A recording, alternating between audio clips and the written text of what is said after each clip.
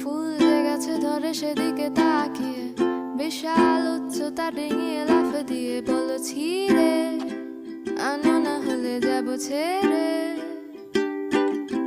কোন সাদা ছাড়া দরজার হাতল চেপে খট করে মুছড়ে দিয়ে আমাকে দেখে বলে যাবে নাকি নিয়ে যাবো তাকে সাথে। খপ করে আমার হাতটা ধরে নিজের কাছে